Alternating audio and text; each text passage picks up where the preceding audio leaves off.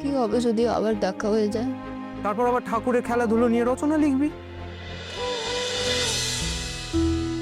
বরং তুমি এটা বলতে পারো যে আমি স্বার্থপরের মতো একটা ডিসিশন নিয়েছি। দেখো, তুমি ফিজিক্যালি কতটা ফিট আমি জানি না, তোমার এই অফিসে আসা, কাজ করা, এগুলো হয়তো উচিত নয়। জেনেও আমি তোকে অফিসে আসতে বলেছি। এটা কিন্তু আমি পুরোপুরি নিজের স্বার্থের কথা ভেবেই করেছি। ক্লায়েন্টদের কাছে অনুভব চ্যাটার্জি তাদের অ্যাকাউন্ট হ্যান্ডেল করছে, এই ব্যাপারটা অনেক বড় কনফিডেন্স দেয়। ক্লায়েন্টরা জানে আমার এই অ্যাক্সিডেন্টের কথাটা, আমার এই মেমোরি লসের বিষয়টা। তোমার পার্সোনাল ট্র্যাজেডির কথা তো ওদের জানার দরকার নেই। তুমি কাজ ডেলিভার করতে পারছো কি পারছো না সেটার সঙ্গেই ওদের সম্পর্ক। আর জেনে রেখো, আমি যদি দেখি যে তুমি কাজটা পারছো না, তাহলে আমি তোমাকে বলবো হচ্ছে না। দেখো, আমি অফিসের হয়তো কিছু বলিনি, কিন্তু কিছু কিছু ব্যাপারে আমার খটকা আছে সেখানে। শোনো, আমি বরং টিম মিটিংটা আজকে বিকেলেই রাখি। তা নইলে তুমি এইসব উল্টোপাল্টা ভেবে বেশি বেশি ভেবে ঘেঁটে যাবে। তুমি কাজ পাগল ছেলে, বেশিক্ষণ তুমি কাজ ছেড়ে থাকতে পারো না। তুমি কাজের মধ্যে ঢুকে যাও, অন্য এইসব চিন্তা দেখবে মাথার থেকে বেরিয়ে যাবে। ওকে, তুমি পেপারসগুলো দেখো, আমি একটু আসছি।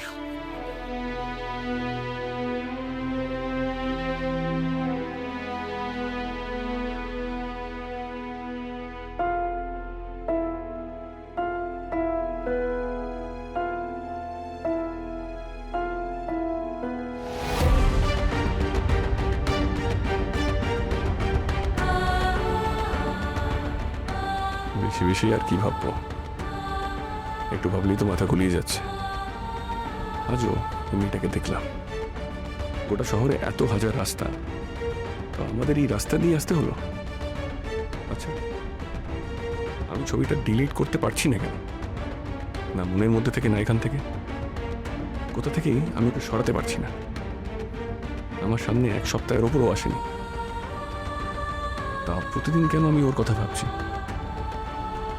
না, এভাবে চলবে না। কাজে মন না দিয়ে আনপ্রোডাক্টিভ সময় কাটালে অফিসে আমার নামটা নষ্ট হয়ে যাবে। কাজে মন দিই। আর এই ছবিটা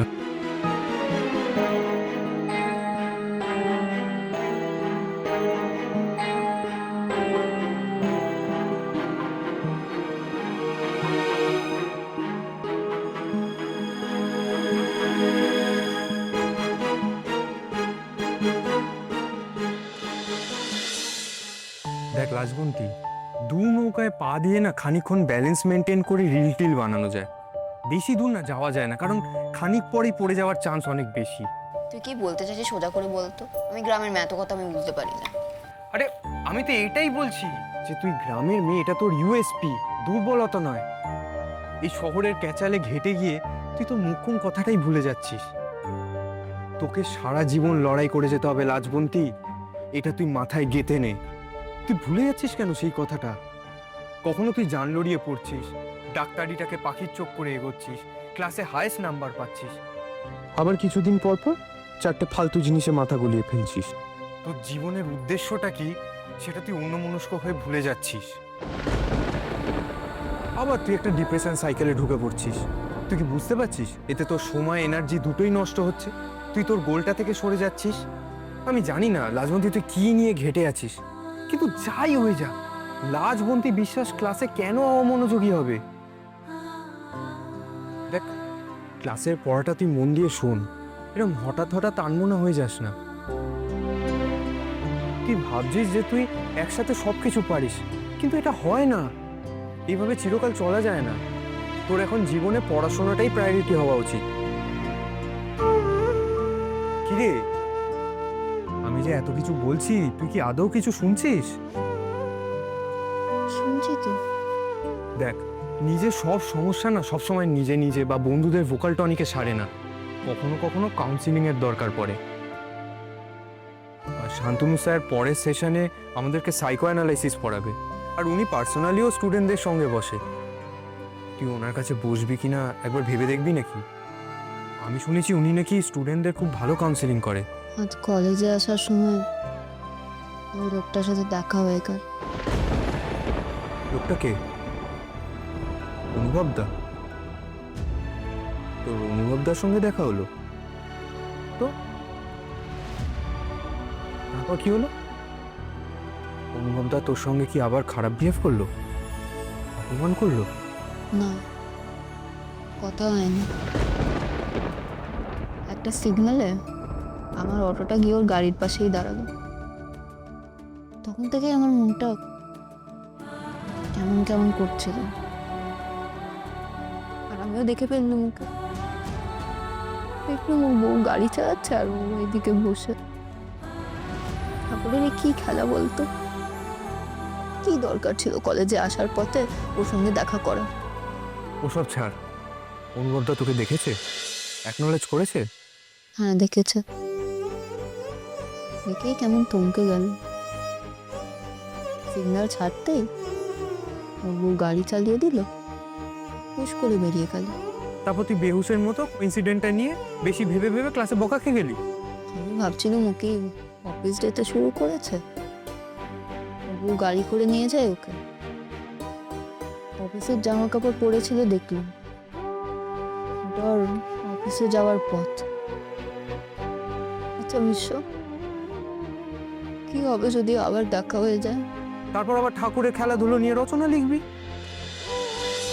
দেখ, এবার তুই কিন্তু আমাকে ইরিটেট করছিস।